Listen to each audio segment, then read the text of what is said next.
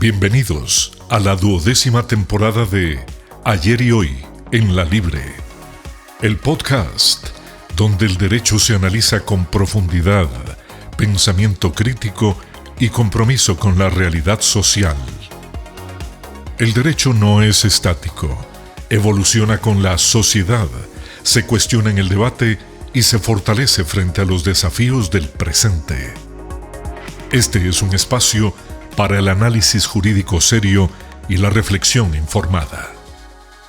Súmate a esta nueva temporada de Ayer y Hoy en La Libre.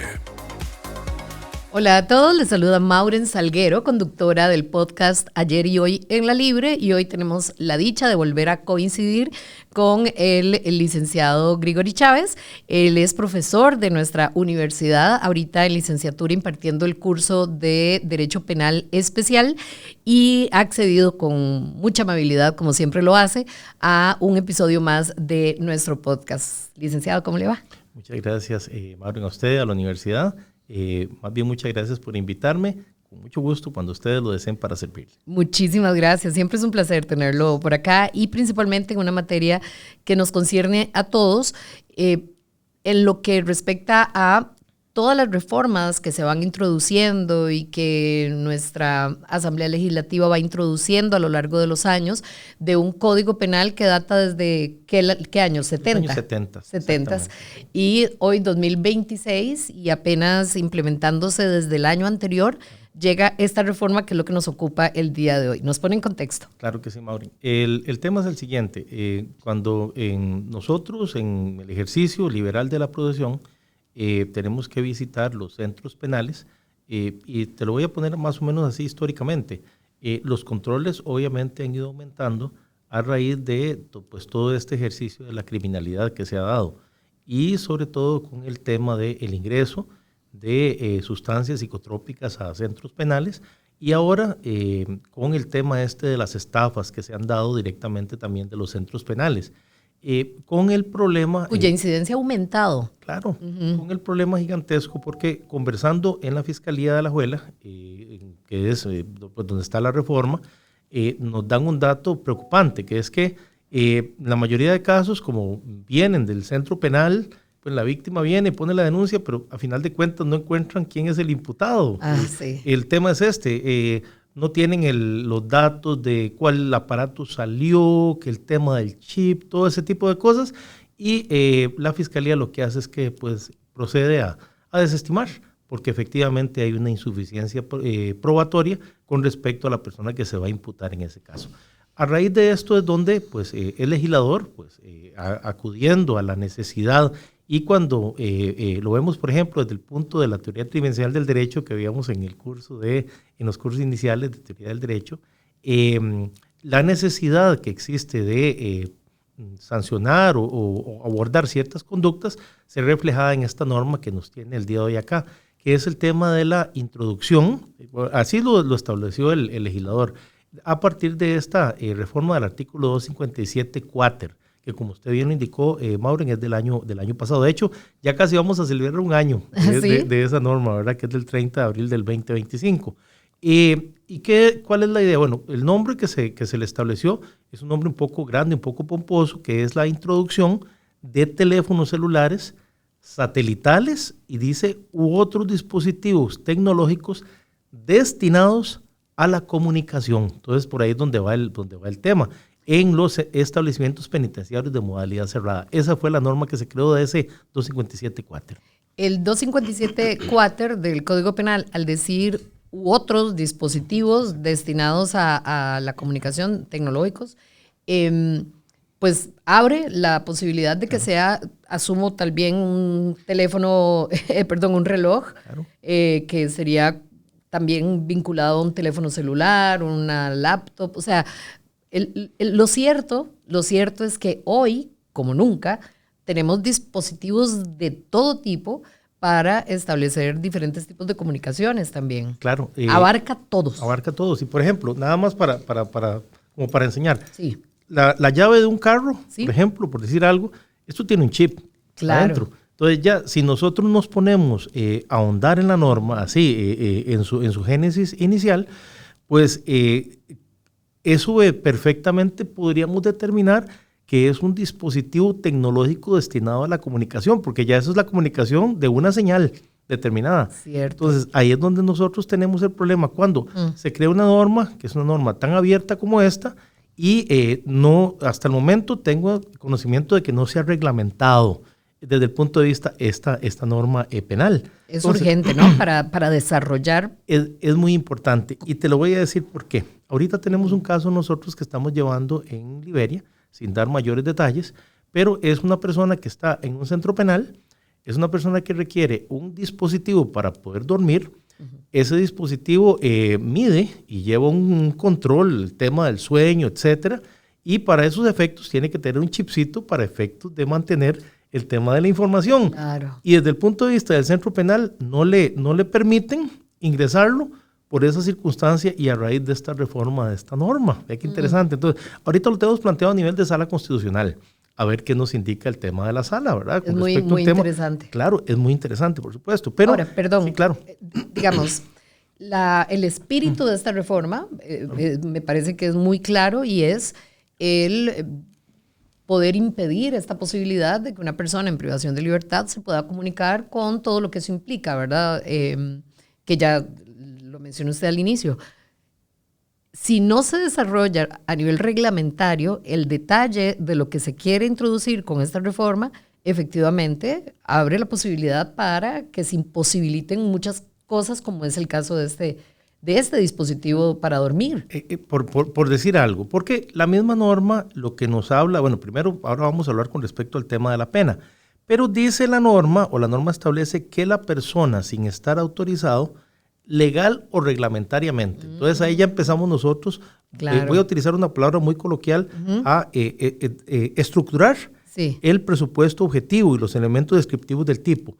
Dice que sin estar autorizado legal o reglamentariamente. Bueno, legalmente tenemos que irnos directamente a las disposiciones de adaptación social, tenemos que irnos directamente a las disposiciones legales también, de lo que es el Código Penal, Código Procesal, etcétera. Pero la misma norma dice que sin estar autorizado reglamentariamente. Y pues hasta, como tengo entendido, todavía no se ha reglamentado esta norma del 257.4 para efectos de determinar y entrar en la carpintería de la letrita menuda de eso que usted está indicando.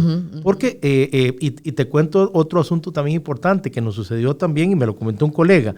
Nos indicó el colega que él viene al centro penal, ingresa, hacía como 2 semanas había ido a Nicaragua a hacer una diligencia, etcétera, y él había olvidado que había utilizado un chip en Nicaragua, lo había guardado en la billetera y a la hora de ingresar él saca todo y resulta ser que le detectan ese chip ahí en la billetera. En su maletín, digamos. Exacto. No llevaba su teléfono, pero llevaba el chip. Claro, entonces, vea que estamos que de por sí hablando... ya no tenía ninguna utilidad, digamos. Exacto, pero la norma no dice eso, ni discrimina, porque la norma es muy amplia cuando efectivamente dice o indica que sean dispositivos de comunicación o los componentes. Un chip es un dispositivo de comunicación. Claro entonces, en ese momento, entonces, entra un conflicto porque el guarda detecta que hay un dispositivo, que hay un chip, ya empieza el problema. Entonces vea que este chip, que usted iba a meter este chip, etcétera, entonces ya entra ese conflicto. Cuando él explica al funcionario que efectivamente es un tema de un olvido, porque vamos a eso también, Mauri, la norma es dolosa. La norma no establece un tema de culpa, no establece esa inobservancia genérica, el deber de cuidado, un resultado previsible. Se me olvidó, no me di cuenta. Exactamente. Ahora bien, lo que pasa es que ya entramos en un tema de prueba. Entonces, esto significaría, que detengan a la persona, que se lo lleven a la fiscalía, que detengan estos dispositivos, que haya que hacer una investigación macro con respecto al asunto y si le va bien a la persona, es 1 año de investigación para efectos de la etapa preparatoria, mientras se defiende, mientras trae todos los componentes, mientras solicita la prueba, etcétera. Pero ya la persona ya fue detenida, ya se hizo el gran problema. Entonces, vea lo delicado de este asunto, porque esta introducción de teléfonos satelitales, dispositivos, tiene que ser dolosa. O sea, usted tiene que hacerlo con el ánimo de que efectivamente alguna persona adentro vaya a utilizarlo ¿para qué? Para fines ilícitos, ¿verdad? O inclusive, no necesariamente fines ilícitos. De hecho, dentro de prisión está regulado el tema de la comunicación por teléfonos celulares. O sea, sí se pueden comunicar, hay teléfonos públicos para que se comuniquen las personas, pero el problema está con el teléfono celulares porque ahí es donde se pierde el control de lo que se está haciendo con esos teléfonos. Si una persona, por ejemplo, tiene medidas cautelares y no se puede comunicar con determinada persona, por ejemplo, si un juez, desde el punto de vista también, el juez penal le prohibió comunicarse con víctimas, etcétera. O un testigo. Es muy fácil que la persona, qué sé yo, le mande un mensaje de texto y le digan, no, mira, sabemos que usted es testigo. Entonces, hasta ahí llegó, ya no se va a lograr ese testimonio en juicio. Esa prueba se va a perder, se va a contaminar esa prueba. Entonces, de ahí viene el tema de la filosofía. Pero como te digo, Maureen, la norma es dolosa y de alguna manera, si a alguien se le olvidó, porque perfectamente puede pasarnos que se nos olvidó, que llevábamos ahí un dispositivillo, cualquier cosa, ¿verdad? O el tema también de lo que son los dispositivos USB, porque son también, ¿cómo se llama? Puertos en los cuales también se puede guardar información o transmitir información en ese sentido. Entonces, eso es también delicado. Hablemos propiamente del tipo penal y cuál es, digamos, en este delito, cuál es la pena. Exacto. Y hablemos, por favor, de lo que implica para abogados y abogadas. Esa pregunta es muy importante. ¿Por qué? ¿Qué es lo que dice el tipo? Primero hablamos el legislador estableció que la pena era una sanción de 2 a 4 años. Entonces, ¿a qué vamos? De la mano con el artículo del Código Penal 71 y siguientes y concordantes, establecemos que el tribunal sentenciador tiene que tener clarísimo el tema de la culpabilidad, o sea, que la persona cometió el hecho conscientemente, porque también al momento del hecho, al momento de ser juzgado, la persona tiene que saber lo que está haciendo. Esos son los parámetros que toma el tribunal a la hora de establecer la pena, entre los mínimos y los máximos. Un tribunal determinando que efectivamente la persona con dolo generó la descripción fáctica del tipo del 257-4, que es el que estamos hablando, podría imponer una pena de 2 a 4 años, mínimos y máximos, como está el asunto, ¿verdad? Ahora bien, ¿qué pasa, por ejemplo, con la pregunta que usted nos hace? ¿Qué pasa, por ejemplo, si es un abogado? La norma, en el párrafo segundo, establece que se puede aplicar perfectamente cuando se da la introducción o la facilitación, inclusive dice por cualquier medio, ¿verdad? El ingreso, a abogados o abogadas, en el ejercicio de su actividad profesional también. Entonces, quiere decir que si yo voy a visitar a una persona al centro penal, ya empiezan problemas con el tema del teléfono celular. Cuando yo leo la norma y cuando dice la norma sin estar autorizado, legal o reglamentariamente, yo podría pensar que en el momento cuando yo voy a ingresar al teléfono celular, tengo que informar al custodio, a la persona, al guardia que está ahí, que voy a llevar un celular, que es marca tal, etcétera. Pero, ¿qué pasaría, por ejemplo, si yo llevo 2 chips adentro del celular? ¿Tengo que informarlo o no tengo que informarlo? ¿Qué pasa, por ejemplo, si alguno de esos chips, o qué pasa con la carcasa, por así decirlo, del celular? Si la carcasa es oscura, ¿podría yo llevar un chip dentro de esa carcasa? ¿Me podrían decir que tengo que abrir la carcasa del celular para ver cómo está por dentro? Todos esos temas son temas muy delicados que de alguna manera también podrían eventualmente comprometer el ejercicio profesional como abogado o como abogada. Vamos a ver, si yo como abogado o como abogada necesito reunirme con mi cliente, también yo necesito un tema de intimidad para efectos de conversar, porque hay temas que solamente abogado y cliente, ahí no puede haber un guarda a la par.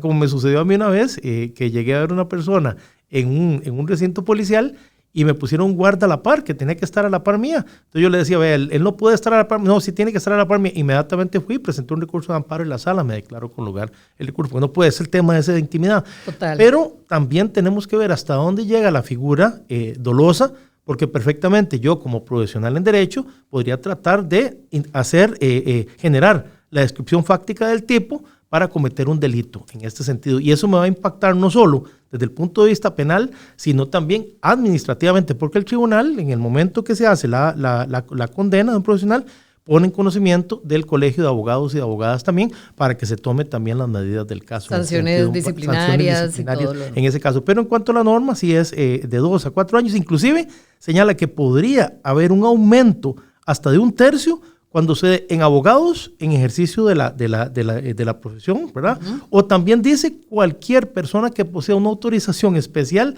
de ingreso actuando sin la debida habilitación o autorización conforme a la normativa vigente también en ese caso. Entonces, vea el montón de zonas grises y frente a esas zonas grises tendría yo que ir a defenderme ante la Fiscalía. Entonces, la norma sí genera una serie de vacíos y problemas que podrían eventualmente acarrear algún tema de defensa. Yo como abogado tendría que ir a defenderme yo mismo con respecto a una situación de estas.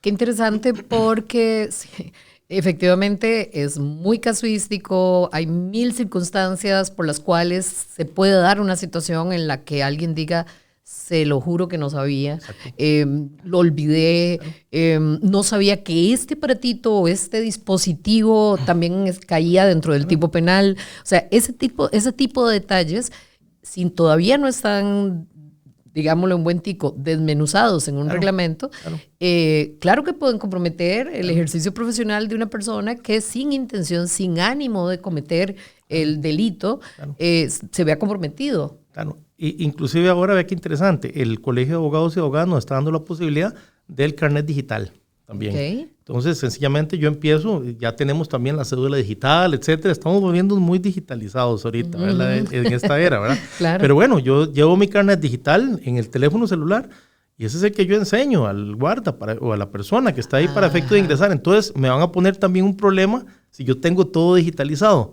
¿Qué voy a hacer entonces en ese momento? O sea, son todas esas zonas que también tienen que quedar de alguna manera claras frente a la disposición de esta norma. Y si yo voy, por ejemplo, a un centro penal, ahorita el rótulo que me encuentro es el de, vea, si usted ingresa droga al centro penal, puede tener una pena de tanto, ahí establece, ¿verdad? Pero, por ejemplo, nos encontramos, si usted ingresa dispositivos electrónicos, etcétera, aunque usted sea abogado, como que de una vez le estén indicando, porque eso tal vez, aunque sea que usted no quiera cometer la descripción, pero puede ser que se le olvide y uno dice, caray, sí es cierto tal tema. Sería bueno también que se reafirme, recalcar del punto de vista penitenciario esa circunstancia para que todas las partes que ingresen, todas las personas que ingresen, tengan conocimiento de la descripción de esta norma del 257.4. Es que además es de vigencia reciente, y sí lo que se estilaba, lo que se acostumbraba, era que desde,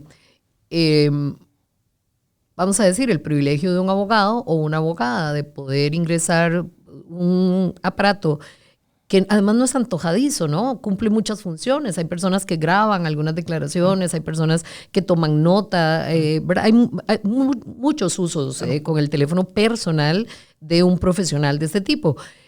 Si eso era lo que se acostumbraba, y ahora además se convierte tipificado en un delito, no es de extrañar que se pierda conciencia eventualmente de eso, y por eso la advertencia es importantísima, pero además lo puntual que tiene que ser para entender absolutamente todo. Claro, yo soy totalmente consciente de la limitante que hay que tener desde el punto de vista penitenciario con respecto a ese tipo de circunstancias.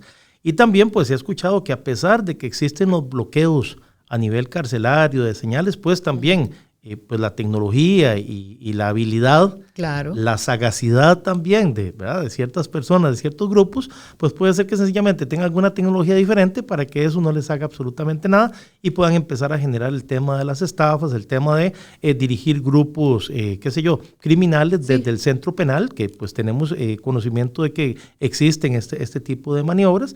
Pero bueno, aquí lo que tenemos que hacer es, tenemos la norma, tenemos que aplicarla, pero el problema es cuando una norma como estas, una norma de estas de peligro, estira tanto los conceptos que ya podría de alguna manera lesionar la actividad profesional de una, ¿cómo se llama? De una persona que esté en el ejercicio de su profesión en ese sentido. Sí. Ahí es donde está el problema de ese tipo de normas. Vamos a preguntar como quien se dirige a un centro penitenciario y lleva varias cosas y necesita saber. Entonces, por ejemplo, yo llevo mi laptop. Ajá, exacto. Ahí no dice laptop en el tipo, ¿verdad? No dice, más dice otros dispositivos tecnológicos destinados a la comunicación. Tengo que concluir que la laptop tampoco está permitida. Exacto, así es, porque entra, inclusive habla de sus componentes tecnológicos. O sea, entonces quiere decir que abre posibilidades y ahí se reduce porque hay que ser sinceros. O sea, un cargador, por ejemplo. Dice teléfonos celulares, sí, satelitales u otros dispositivos de comunicación. Eso abre a un montón de posibilidades, que es un dispositivo de comunicación. Sus componentes tecnológicos, entonces de los celulares, de los satelitales y los dispositivos de comunicación. tarjetas SIM también. Correcto. Que posibiliten la comunicación. Entonces, estaremos hablando de cualquier dispositivo tecnológico que posibilite el tema de la comunicación. La llave malla. Por ejemplo. ¿Una grabadora? Por ejemplo. Oh, por Dios. En ese caso, porque están posibilitando la comunicación en ese sentido. Tiene todo ese sentido, pero claro. sí tenemos que ser claros en algo. No es lo mismo tener usted un cliente que no esté privado de libertad a un cliente que esté privado de libertad o ir a ver una persona privada de libertad. Para ver una persona privada de libertad, obviamente, pues hay que sacar el rato, por lo menos hay que sacar un mediodía para hacer el trámite, ingresar, el tema de la requisa que se le hace, porque también a los abogados nos requisan cuando vamos a ingresar en los centros penales, ¿verdad? Y eso... en igualdad de condiciones, que cualquier visita. En igualdad de condiciones, nada más que cuando uno es abogado, yo siento que tal vez la visita, no es, la requisa no es tan profunda, pero uno siempre siente que de alguna manera también pues tienen que buscar en todas las, aquí en las piernas, etcétera, claro. Pero también el oficial tiene que determinar que uno no lleve ningún tipo de dispositivo, y así como cualquier otra persona, claro, en ese sentido, exactamente.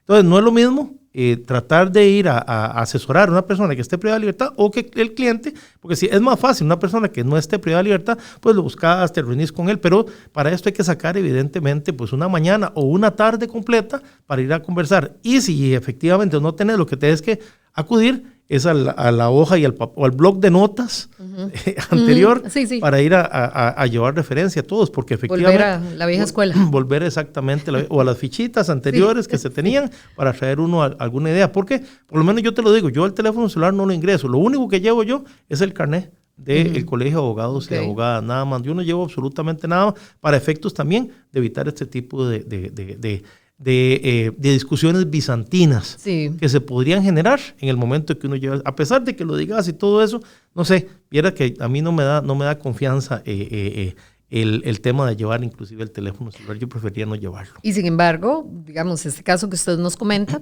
de esta persona que no lleva nada más que su maletín, ¿verdad? Exacto. Y ahí dentro por estas casualidades de la vida, llevaba este chip que ni siquiera era costarricense, ¿no? Exactamente. Por eso es que es delicado y por eso es que es importante irnos al detalle de la reforma. Exactamente. Ahora, yo voy a preguntar el tema de la sanción disciplinaria, porque es que el daño que puede causar, digamos, todas las implicaciones a nivel de nombre de un abogado o una abogada, ni se diga un funcionario público en general, pero me refiero a cualquier persona que no tuvo este ánimo de cometer el ilícito, ¿verdad? Llega hasta el Colegio de Abogados y podría eventualmente provocar, no sé, una inhabilitación, una suspensión. Vamos a ver, la norma deontológica del Colegio de Abogados en este caso está supeditada a la norma penal. Claro. Entonces, sería muy extraño que se sancione. Las vías son diferentes. Te pueden sancionar penalmente o administrativamente o penalmente, o igual cualquiera de las dos, no, o ambas. Lo que pasa es que sería muy extraño que, por ejemplo, no te sancionen penalmente y te sancionen administrativamente, porque el origen de la sanción depende de la otra. Sería el inicio de la investigación que se dio cuando intentaste introducir o cuando llevaste un dispositivo de estos. Pero si se determinó que no había dolo, no hay razón de ser por la cual te van a sancionar desde el punto de vista administrativo en el Colegio de Abogados y Abogadas. Pero si se determina una sanción penal, inmediatamente vamos con el tema de la inhabilitación como abogado en el caso concreto. También, ¿qué es lo que sucede con los notarios también? Cuando se les impone una sanción, una privativa de libertad también, que hay una inhabilitación también como notarios en el caso concreto. Entonces, eso podría ser tal vez que no se realice también nunca y que el periodo de prescripción pues sencillamente transcurrió y pues no se generó también el tema del inicio de un procedimiento administrativo también. Ha sido, proactivo el Colegio de Abogados y Abogadas de nuestro país en el sentido de hacer capacitaciones o emitir algún comunicado al respecto para que esta reforma en particular, que la que estamos discutiendo el día de hoy, sea verdaderamente tomada en cuenta, actualizar a los abogados y abogadas, principalmente aquellos que se desempeñan en el área penal. Claro. Me parece, no he tenido conocimiento hasta ahora, pero vea qué interesante. Por ejemplo, en un caso, tal vez no necesariamente, porque esta norma no implica directamente abogados en ejercicio de profesión, actividad profesional en materia penal, no lo dice. No dice, tiene razón. Habla en materia general. Sí, ¿Y qué pasa, por ejemplo, si vas a ir a ver a alguien con pensión alimenticia? sea, no estamos hablando que está en la cárcel por un tema penal. Estamos hablando del tema de pensión alimenticia también. Entonces, no impacta directamente en el derecho penal, pero puede impactar directamente en ahora con la reforma del Código Procesal de Familia, que impacta directamente que voy a ver un cliente por un tema de pensión alimenticia, que esté privado de libertad por el apremio corporal en ese sentido también. Entonces, vea que interesante, podría impactar también por ahí. Ahora, tengo una pregunta, porque yo recuerdo revisar, ya ha pasado un tiempo, pero yo recuerdo haber revisado a profundidad el 72 bis, ¿no? Que tomaba en cuenta el tema de aquellas mujeres en condición de vulnerabilidad, usted me corrige si me equivoco, que intentaban ingresar droga a centros penales.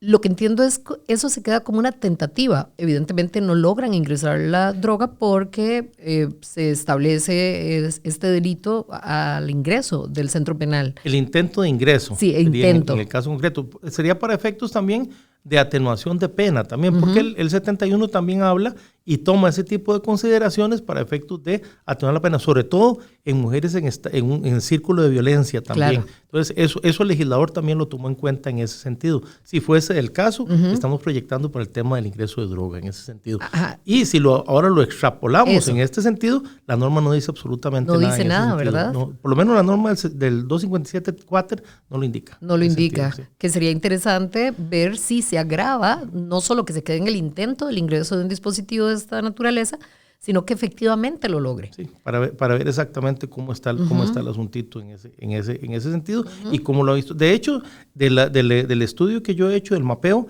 han sido poquitos casos que tenemos, porque la norma lo que tiene es, vea que hasta el 30 de abril cumple el año, ¿verdad? Entonces, apenas se está acomodando, se está potenciando, pero igual yo sí siento que hace falta el tema de lo reglamentario, porque de alguna manera, si por ejemplo a cualquier persona imputan, lo primero que yo haría es que analizaría el tema de lo legal y lo reglamentario. Y si todavía no tenemos un reglamento específico para esto, entonces, ¿en dónde se apoya el 257.4 para efecto de potenciar toda esta descripción? Pero vamos a lo mismo, Maureen, es una norma dolosa. Si a la persona por un olvido no tiene la intención de cometer la descripción típica y la descripción fáctica y los elementos objetivos normativos del tipo, sencillamente se viene abajo porque es doloso. Nos vamos al tema probatorio y a demostrar efectivamente. A demostrarlo efectivamente, ese es el asunto. Y además la norma reglamentaria que menciona la misma reforma para poder habilitar, ¿verdad? Exacto. Para poder gestionar lo que sea necesario para no incurrir en el delito. Yo, por ejemplo, a la hora de indicar, sin estar autorizado legal o reglamentariamente, yo lo que indicaría en un momento, yo le indiqué al guarda al inicio, a la entrada, que yo llevaba a este dispositivo tal cosa, y ya en ese momento yo entiendo que es una autorización para efectos de ingresar. Exacto. Entonces ahí sería el profesional en derecho el que tenga el tino suficiente para que quede clarísimo esa situación y que se anote. Pues yo sí, en la bitácora, en el libro de ingreso, ahí está donde se establece, el profesional tal, le toma a uno el carnet, el nombre, y se ingresa con celular, de una vez ahí le toman el tema del ingreso, ¿verdad? Ahora bien, el problema sería, por ejemplo, ¿qué pasa si hay un equívoco en el número si alguien no trajo un celular y cree que trae otro y le da el dato, y por un equívoco también, eso ya lleva otro problema, porque también sería un tema también probatorio, cual sería también otro tema que nos va a llevar un año de investigación ante la Fiscalía. Muy interesante, muy delicado, las implicaciones no son cualquier cosa. Creo que vale muchísimo la pena estos espacios para poder hablar de una reforma que es un artículo, un nuevo tipo penal, con una pena importante, bastante importante, principalmente por lo agravado del abogado o abogada o funcionarios públicos o proveedores que se mencionaron. Exacto. Necesario dejar el dedo sobre el renglón y seguir pendientes de este reglamento que, mientras se mantenga ausente, se presta el tipo para muchísimo más análisis. Sí. Claro, exactamente. Muchísimas gracias. Gracias, Mauri. Grigori, de verdad, qué alegría y qué bueno siempre esa disposición suya de acompañarnos en el podcast. A usted y a la universidad también, muchísimas gracias, muy amable. Gracias, y a ustedes por su atención. Siempre la invitación para que nos acompañen en el siguiente episodio. Aquí el derecho se piensa, se discute y se conecta con la realidad que lo transforma. Encuentra más contenido en nuestras plataformas digitales y en el sitio institucional de la universidad. Hasta la próxima.